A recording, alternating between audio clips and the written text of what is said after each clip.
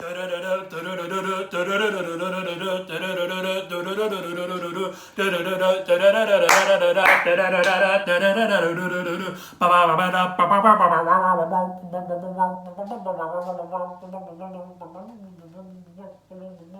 and welcome back to the Doctor Who Marathon.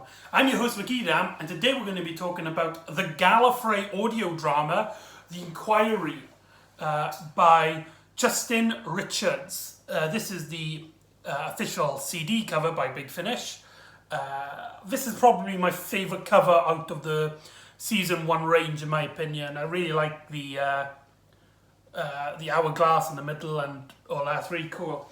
And like with most of these Big Finish CD covers, I make my own DVD covers by basically just printed out the cover that's on the CD. But I actually put this all together. I even designed the logo, which is really cool. With the black spine bit at the end. That's the side, if anyone's interested. How cool is that? And the back, if anyone is interested in that. That's really cool, isn't it? Yeah. Now, to judge this story on its own really isn't fair, because this story, oddly enough, is not a story. It's following on from plot points from Weapon of Choice, and many elements of this story get left to be resolved in the next story in the Gallifrey audio dramas, The Blind Eye. So really talking about this on its own is really not fair, because it wasn't written in mind. However, I'm the type of person who likes stories being stories, you know? And so personally, I was really, not that it's bad, but for it doesn't link up with my interests. I'm usually like more self-contained, singular stories that can get all your emotions and your beats in that particular story. But here it's designed to be a follow-up and a conclusion, and a follow-up and a gateway into the next story. So it puts this really in an awkward position, because I might like it, I might not like it, but my opinions, I will admit, probably are a bit unfair, because it tells its story methods way in that story arc-ish point of view, and I'm not really a fan of this kind of storytelling. And as you could probably guess, I didn't really find this story much of interest. I thought it was a bit dull, really slow, surprisingly, and I think it's hardly anything to go for this, especially the main premise of the plot. And the plot is basically after the events of Weapon of Choice, in which the terrorist organisation Free Time had a theoretical bomb known as the Tachon fusion device, a device which the Time Lords theorised was possible at one point, but recent scientists believe that it is impossible, and Romana kind of acted towards the Free Time terrorist organisation, and here she's basically put on trial. Yes, just after we're talking about trial of the Time Lord, we're now with the Doctor on trial. Now we're talking about Romana on trial, which I find quite fascinating, because this is the first audio drama to feature the Inquisitor. Here she's given the name Darkle, played by the same woman who played her in Trial of the Time Lord, as you can see on the cover there. And she basically acts the same way she does in parts 1, 2 and 3 of the Trial of the Time Lord. She's basically just there to keep everybody on the point. And apart from that, what was the point of bringing her? I mean, don't get me wrong, I really like the performance. The actress does a fantastic job. And I like that this audio drama takes very minute Doctor Who canon stuff and does something with them when it's doing something with them. But my issue is that they brought this character back from Trial of the Time Lord to do nothing. Oh well. So basically, Romana is put on trial, but also as well, other Time Lords want to see her be disposed. We see Narvin and his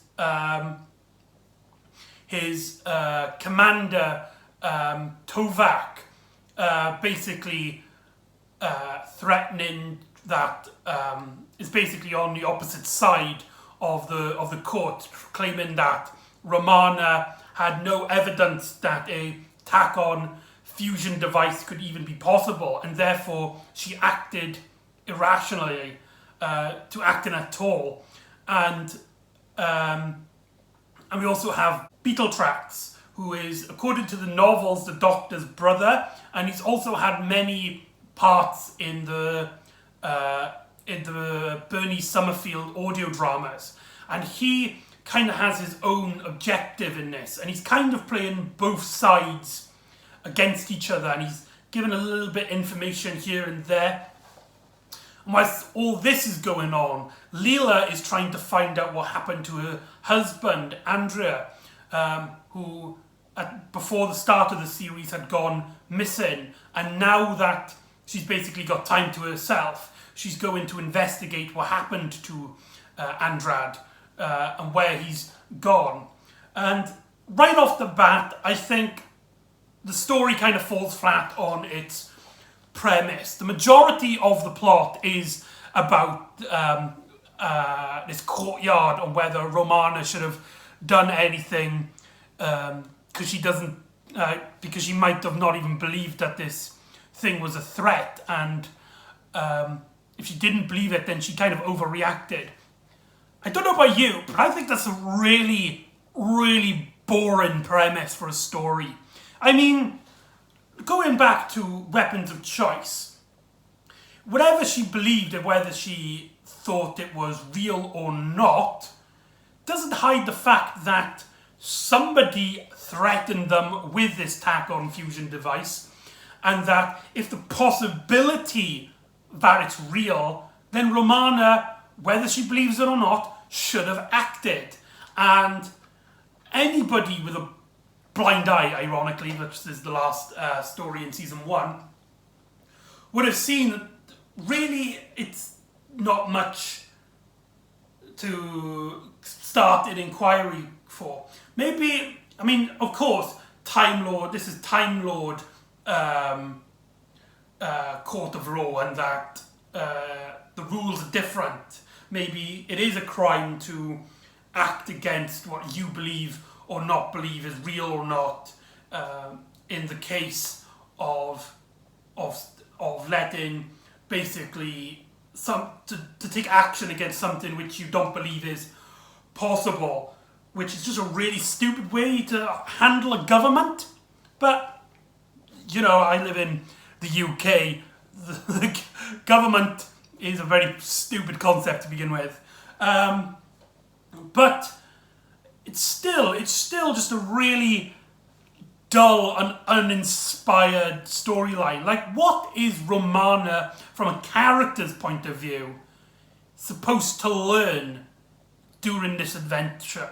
That she shouldn't act if somebody threatens with her and she doesn't believe that the threat doesn't exist.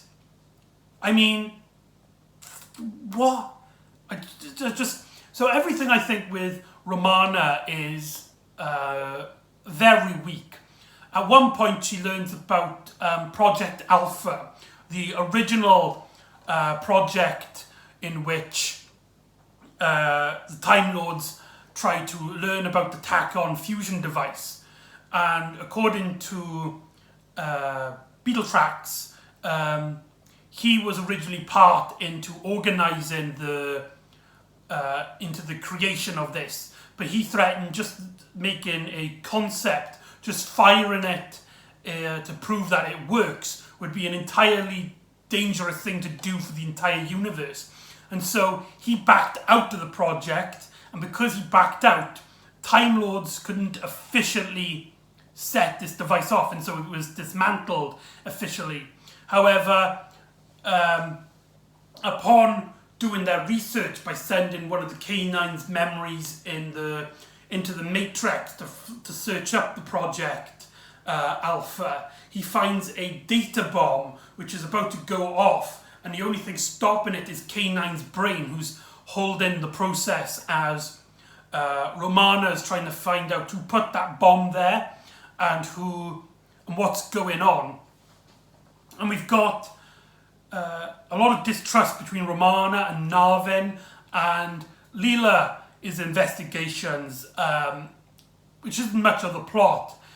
She goes investigating basically what happened to Andrad, and she quickly learns that, well, she doesn't quickly learn, but she's talking in the group, and Tovak accidentally mentions to Leela her late husband, implying that he has died, and Leela doesn't seem to trust him. She thinks that he knows something about Andrad's disappearance, about his death, and I think what really hurts the story is, in this story, the relationship between Leela and Romana.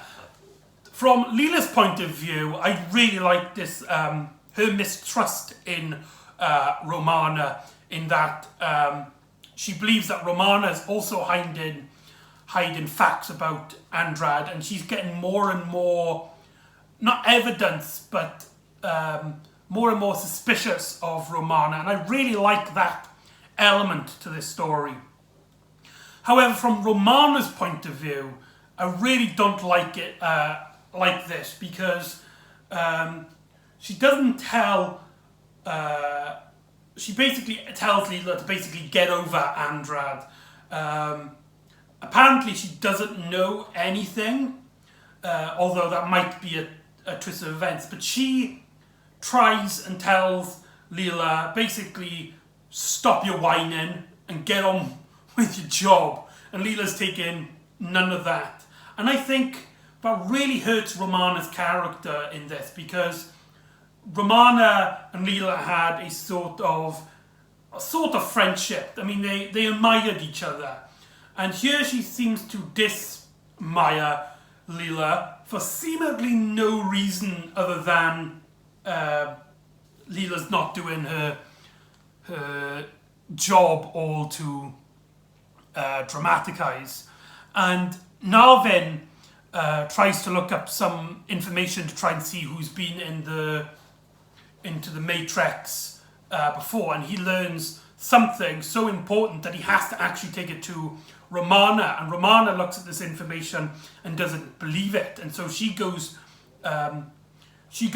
away and finds herself in a museum where she wants to talk to the head of the museum, and it turns out this is Beetletrax, who Romana suspected, with this information being that a lot of information from Outworlders is being transported onto Gallifrey, and a lot of it seems to be from Beetletrax's secret collection, his secret museum. And Romana actually admires his museum, but worries that he might be the person who put the bomb there. And Beetletrax actually has no idea what Romana's on about, and believes that the bomb was actually put there right at the beginning during Project Alpha. And they quickly learn that some sort of time traveling shenanigans, as this bomb was created under Beetletrax's under Peter Trax's nose, and it set off, and because of that it proved that it exists. Whilst this happened, somebody from the future, from the modern times, went back into Gallifrey's personal history and stole this device, with none of the Time Lords remembering that this machine even existed, and the only thing that remembered it is the Matrix. And so when K9 went to look for any information about it, this person set off a data bomb that will destroy any information regarding Project Alpha and the Tacon fusion device. It's really complicated, and I must be honest, it's not that interesting. Basically, the story sums up that the device that was believed to be not real at the end of Weapon of Choice turns out to be a real thing that's now missing. And so the story has Romana segment of the story trying to find out where this bomb is. On Leela's point of view, she actually tries to track down Narvin because he's the commander of Tovak, and she doesn't believe Tovak. Also, as well, during the scene, Tovak accidentally mentioned something which Andrad says to Leela when they were together, and she basically held Narvin at knife point and tells him to tell the truth. And after trying to deny something, he's like, you can't handle the truth. And after a while, he basically explains what happened. Basically, what happened is that Andrad set up a secret meeting with Narvin, in which, because Narvin he's I won't say he's xenophobic, but he feels that Time Lords should be above everyone else, and that they should be really defensive against what they consider lesser civilizations, including savage Leela. And so Narvin has this public distrust of anybody he considers a lesser creature. And Andrad actually messages him saying that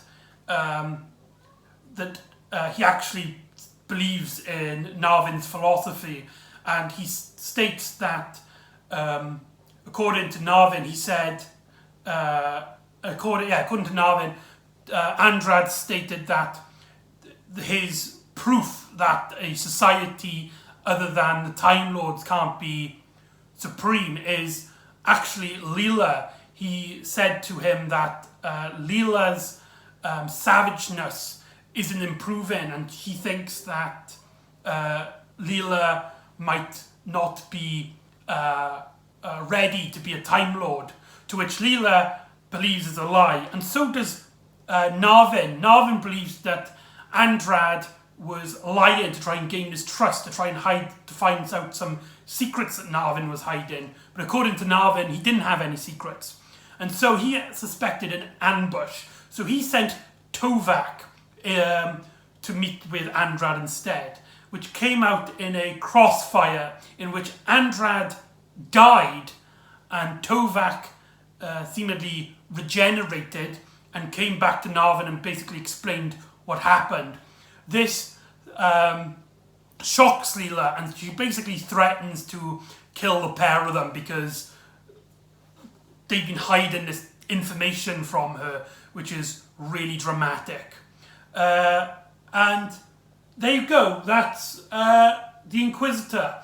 Overall, I thought it was a very weak plot. There's nothing really juicy there. Anything to do with Romana in this plot really doesn't work, in my opinion. From the setup of her being on this court, to her trying to investigate this, to just her characterization in this at all, I think is really weak, and it's mainly the main plot.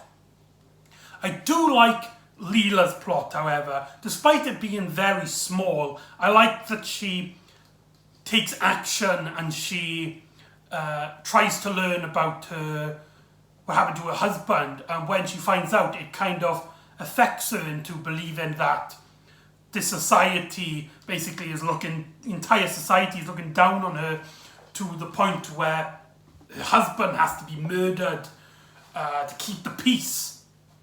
But that's very little, and despite me really not into this story, I will admit I might be biased, because this is the kind of storytelling that's never appealed to me, this kind of